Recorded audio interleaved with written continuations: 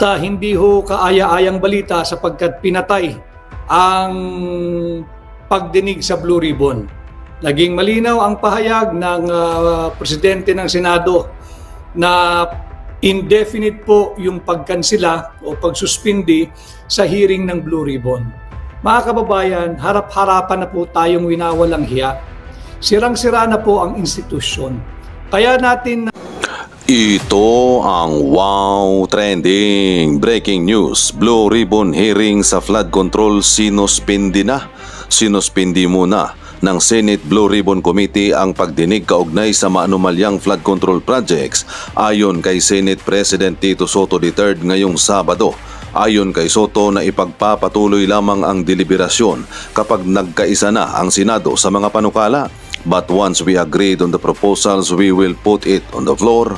Nang tanungin kung ano ang mangyayari sa mga imbitasyon sa dating House Speaker Martin Tambaloslos Romualdez at sa nagbitiw na si Ako Bicol Party List Representative Saldico, sinabi ni Soto pinag-uusapan pa. Desperadong pinoprotektahan si Romualdez, mariing kinundi na ni Cavite 4th District Representative Kiko Barzaga ang biglang pagsuspinde ng Senate Blue Ribbon Committee hearings kaugnay sa mga maanumalyang flood control projects. Ayon kay Barzaga na ang desisyon na ito ay malinaw na pagtatakip ng Administrasyong Marcos upang protektahan ang malalapit na kaalyado nito, partikular na si dating House Speaker Martin Tambaloslos Romualdez. Anya, sinuspindi ang Senate hearing sa flood control projects ang Marcos administrasyon ay desperadong pinoprotektahan si Romualdez. Ang tanging daan tungo sa hustisya ngayon ay ang people power. The Senate hearings on flood control has been suspended. Ayon pa nga sa mga galit na netizen sa kanilang komento, kawawa ang Pilipinas, may nagnakaw ng isang dilata ng sardina sa grocery store, kulong agad, may multa pang 10,000 pesos. Sa Congress may nagnakaw ng bilyon-bilyon, kailangan pang sapat na ebidensya, samantalang may nagtitistigo na at pinapangalanan pa. Suspended kasi hindi na kayang pagtakpan ang amo niya. Tuta, sana yung mga anak na pinagsasabihan ka man lang, nakakahiya naman, matanda ka na, dapat gumawa ka na ng tama. Talagang grabe ang pag-cover up nila sa mga bossing nila. Suspended kasi nabanggit na si Romualdez dahil tuta si Itbulaga, tutasin. Palitan na dapat ang Senate President sa Senado. Ay nasa TikTok. Magandang gabi po sa inyong lahat at hindi ho kaaya-ayang balita sapagkat pinatay ang pagdinig sa Blue Ribbon. Naging malinaw ang pahayag ng Presidente ng Senado na indefinite po yung pagkansela o pagsuspindi sa hearing ng Blue Ribbon. Mga kababayan, harap-harapan na po tayong winawalang hiya. Sirang-sira na po ang institusyon. Kaya natin sinabing pinatay, pagka ang hearing po ay sinabing indefinitely suspended, indefinite nga po yun, walang katiyakan. Napansin ho ninyo, nung nabanggit na, yung pangalan na ayaw ni hindi man mabanggit ng mga senador, yung mga pangalan na ayaw man banggitin ng mga kongresista, except of course for a few, like Senator Dante Marcoleta, na paulit-ulit binabanggit ang pangalan ng taong ito. Nung nabanggit na, yung pangalang Ferdinand Martin Romualdez, di ba? Hindi po nagkaroon ng pagdinig ang Blue Ribbon last week. Bakit? Very damaging na po yung naging direktang pahayag, testimonya at sinumpaang salaysay, whether doon sa isa pang sablay na notary public na binawi bigla yung pirma, napasumpaan naman po nung Orly Gutesa, yung Orly Gutesa, ni Master Sergeant Orly Gutesa, nagkakandara pa na po ang mga alyado ng Malacanang, yung mga tuta at payaso ng Malacanang sa Senado, kung paano pigilan ang pagdinig sa Blue Ribbon. Napag-usapan na rin natin sa live. Maging vigilant po kayo, hindi po kaya ito ng 1, 5, 3 tao, kahit 1,000, 10,000 tao. Kailangan po ito collective effort ng mamamayang Pilipino. Hindi po dapat tayo pumayag na indefinitely suspended ang Blue Ribbon hearing. Last week, pinapalamig nila ang issue, pilit pinapatay para makalimutan nung binanggit na yung tila patron nila na hindi humabanggit-banggit ang pangalan. Nung binanggit na yung pangalan ni Martin Romualdez kung saan nagde-deliver ng male-maletang pera, ang grupo ng security group ni dating Congressman Saldi, ako bukol ko, di ba? Natakot na po sila ron dahil nasa tarangkahan na po ng Malacanang. Importanteng marinig ko ho yung inyong komento, sana ho mag-engage kayo. Batiin ko lang po muna yung mga nauna. Si Fernan, si Nuj Manansala, watching from Pampanga, si Cecil Vinoya from Baguio City, Larry Espejo, si Lalu_Gonzales.channel, si Tessie Amanuma from Tokyo, Japan, magandang gabi sa iyo dyan, si Jennifer Apura, si Daisy Digamon Kutin from Kansas, from Riyadh, pala si Lalu_Gonzales at that channel. Si Tintot, high attorney from Vancouver, Canada. Si Mama Dij. Si Shori Lin Yano from Japan. Kay Jenny Gilyarawan, Nita Casel, Merlinda Manalo from Hong Kong. Kay Ann Manuel. Good evening po, share and done. Maraming salamat.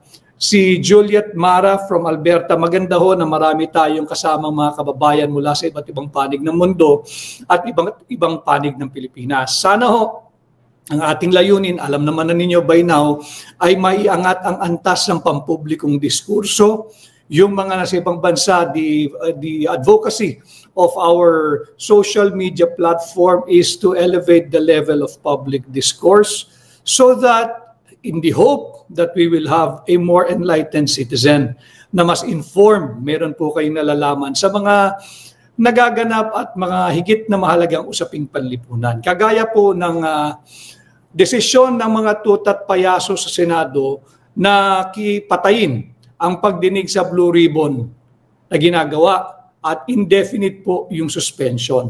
Sana ho ay kagaya nila Teresa Lorenzo, yung nasa Kuwait, si I Like Pilipinas from Dubai, sana ho ay mai-share din ninyo ito nang sa ganoon ay higit na lumawak ang pagpapalaganap natin ng mga makabuluhang impormasyon sapagkat lahat po tayo, walang exception, lahat po tayo ay taxpayers. At ang pinaglalaroan ng gobyerno ni Bongbong Marcos ay taxpayers money. Lahat tayo taxpayers.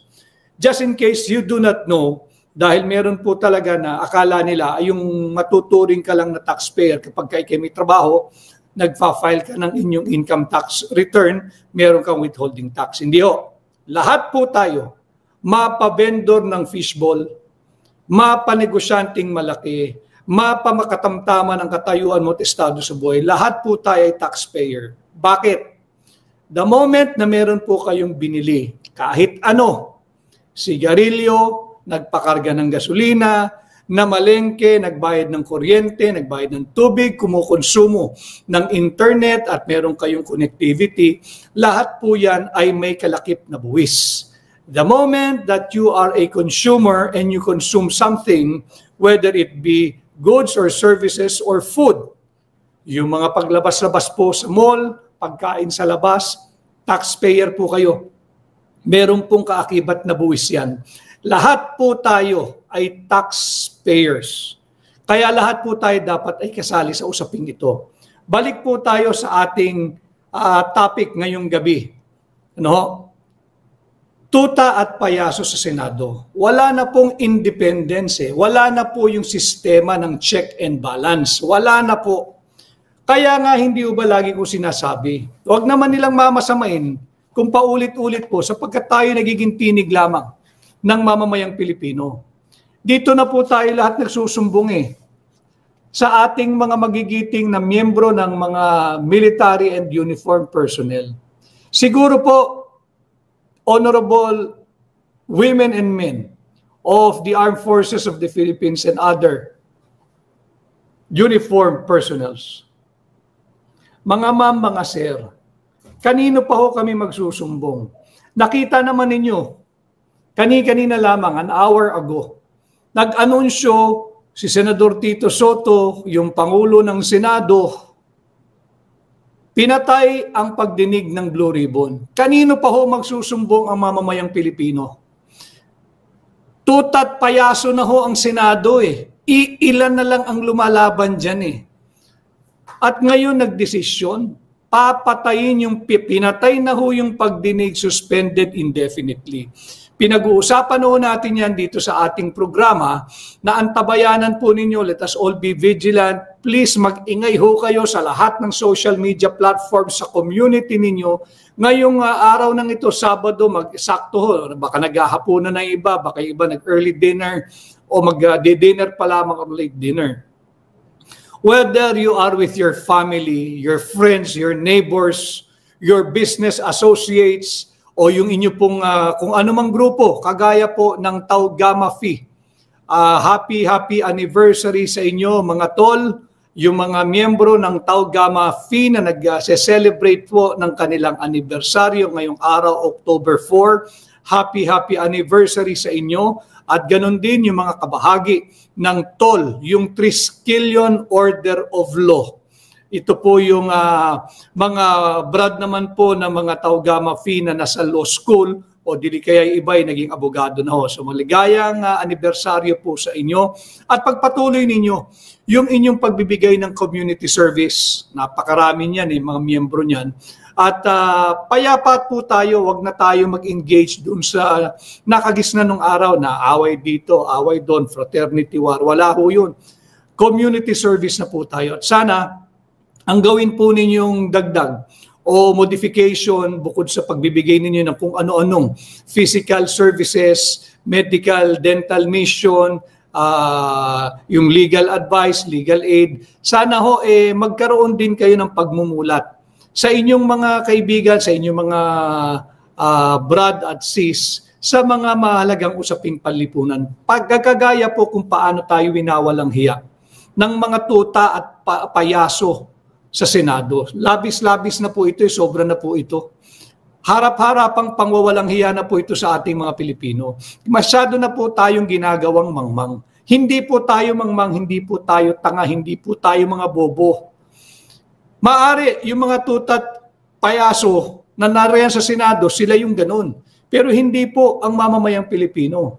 Kailangan po tayo mag-aisa. We have to push back dahil sobra-sobra na po ito eh. Imagine ninyo, hindi na nila maawat nandito na po tayo. Ito na yung inaabangan ng mamamayang Pilipino. Yung affidavit po ni dating Yusek Robert Bernardo. Pinangalanan ni former Marine Master Sergeant Orly Gutesa. Saludo uli sa iyo at sa iyong tropa, Sergeant Gutesa. Pinangalanan si Martin Romualdez na sila'y nagde-deliver ng maletang pera.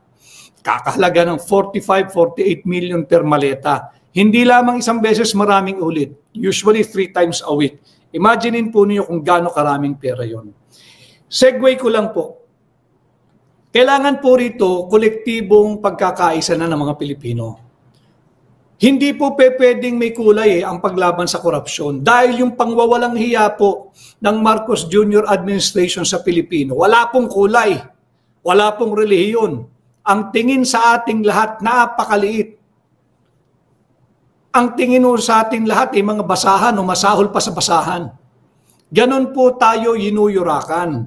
Kanya, let's do our own little share and effort. Meron lang po talagang mga taong, hindi lang po sa Senado to, napakaraming tutat payaso na nagpapagamit sa Malacanang, sa Marcos Jr. administration. Mantakin ninyo, lumindol lang 6.9. Magnitude 6.9. Tinamaan ang ating mga kaibigan at kababayan sa Cebu. Kulang na kulang sa tubig. Ito po yung mga ilang mainstream media.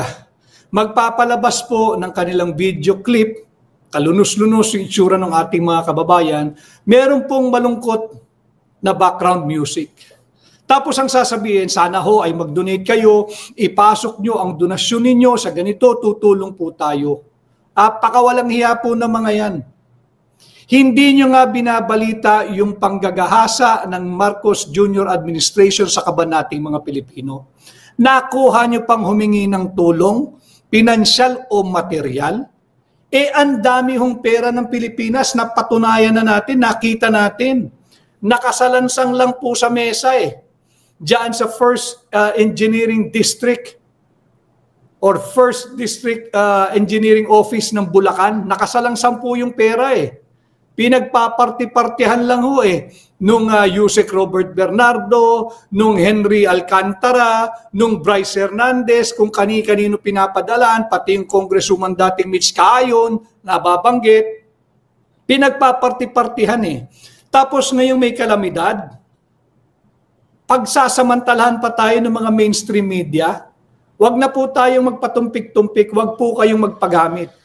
Kung gusto nilang mag-donate, total may mga nagpa-ads naman sa kanila, may mga commercial naman sila, di ilabas nila yung kanilang kita. Bakit kukunin sa ordinaryong manggagawa? Si Manong Grab driver, yung Manong fishbowl, si ate na nagtutulak ng nilagang mais, bakit ihingin sa atin ng tulong? Hindi po tayo madamot, pero nakita natin ang daming pera ng Pilipinas. Ninanakaw lang ng mga tiwaling politiko. Kaya itong mainstream na ito, wag po kayo mag-donate. Kung gusto po niyong tumulong, diretsyo ninyo doon sa mga nasalanta. Wag niyo pong idadaan diyan sa mga hunyangong mainstream media. Ulitin ko wag kayong papadala. Ang ginagawa nila para kayong binibigyan ng isa na namang drama anthology. Meron pong mga video clip na kawawa yung ating mga kawawa talaga yung nasa lanta ng lindol at ng bagyo. Kawawa talaga. But there is no point na paulit-ulit mong ipalabas tapos meron kang malungkot na background music tapos sasabihin mo, sana hoy magtulong kayo, magbigay kayo ng donasyon ninyo, ang kakapal ng mukha ninyo. Ang kakapal ng mukha ninyo. Tapos hindi nyo ibabalita yung pagnanakaw ng Marcos Jr. administration. Tapos lalapit kayo sa mga ordinaryong tao, kuba na ho kami kakatrabaho. Hihingan nyo pa? Mga kababayan, wala pong masamang tumulong. I suggest, if you have friends in Cebu, doon nyo po idaan ng diretsyo. It doesn't have to be big. Kaunting tulong, nakakabili ng tubig, toiletries, makakain, ready-to-eat meal, diretsyo nyo po doon. Huwag nyo pong idadaan sa mainstream media. Pasensya na ho kayo, tapat ang usapan dahil ginagago na po tayo. Sila po ay kabahagi ng aparato ng pagnanakaw na nagaganap sa ating bansa ngayon. Hindi ho sila nagbabalita Hindi nga nila mabanggit yung mga pangalan ng mga personalidad. Hindi ba? Hindi nila mabanggit. Kaya huwag po tayong magpagamit. If you want to help, yes. Ganun po naman talaga mga Pilipino matutulungin. Ganun po talaga mga Kristiyano. Ganun po naman talaga mababait na tao. At galing po tayo sa lahing mababait at mararangal, ang lahing Pilipino. Tumulong po kayo by all means, pero idiretsyo nyo na lang po. Please, maghanap kayo ng kakilala. Maghanap kayo ng reputable group down there. Doon po sa ground zero. Huwag nyo pong idadaan diyan sa mga ipokritong mainstream media. Gagamitin lang po nila yung hard-earned money ninyo.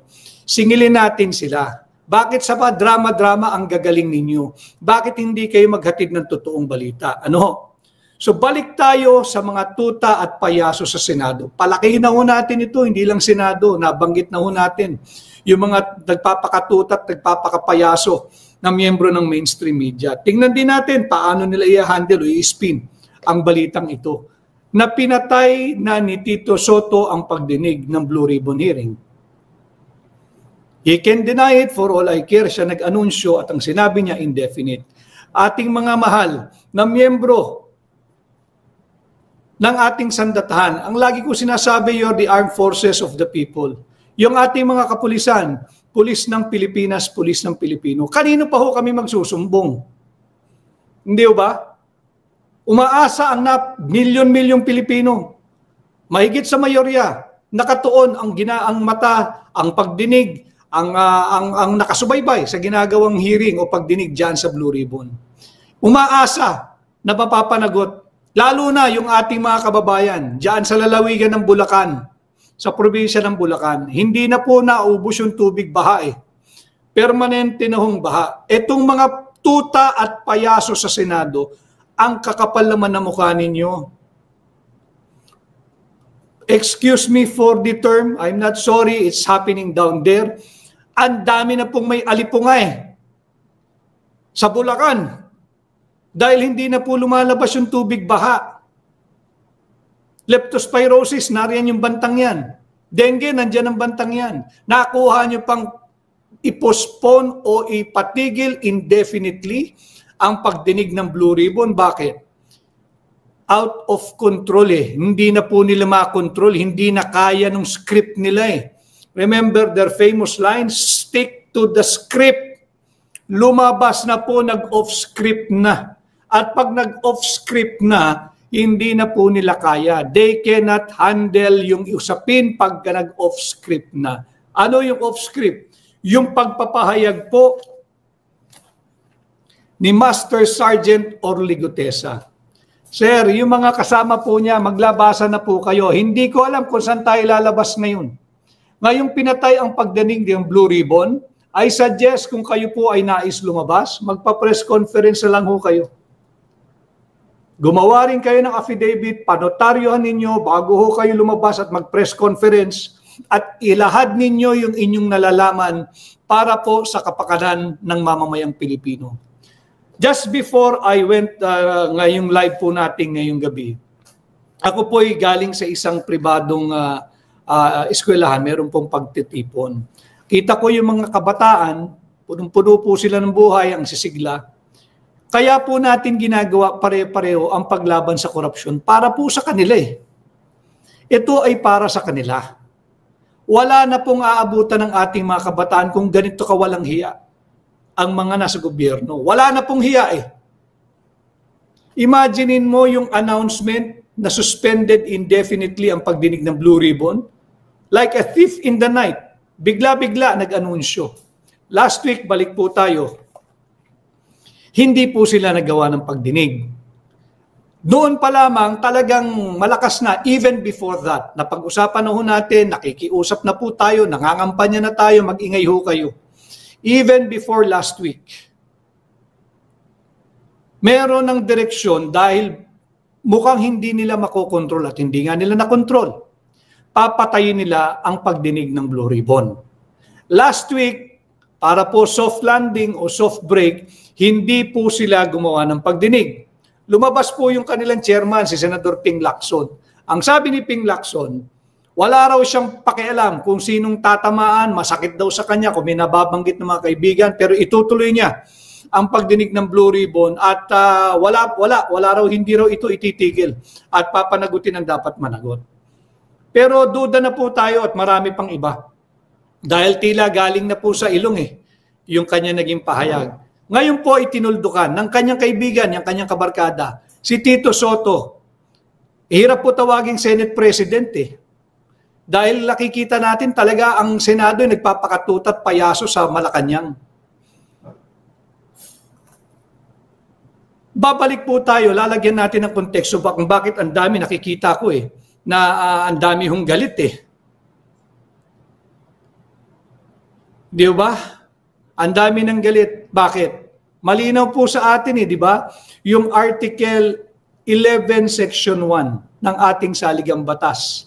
Yung accountability of public officers. Public office is a public trust. Dapat po tayong paglingkuran ng lahat ng mga nasa pamahalaan, whether they are elected or appointed, pati lahat ng kawani, lahat ng empleyado ng pamahalaan, dapat po tayong paglingkuran ng buong katapatan, responsibilidad, integridad, loyalty, at efficiency. At dapat po sila'y mayroong patriotism and justice at mamuhay ng simple. Wala na pong patriotism and justice Trilyong piso na po ang ninanakaw. Trilyong piso na po ang ninanakaw.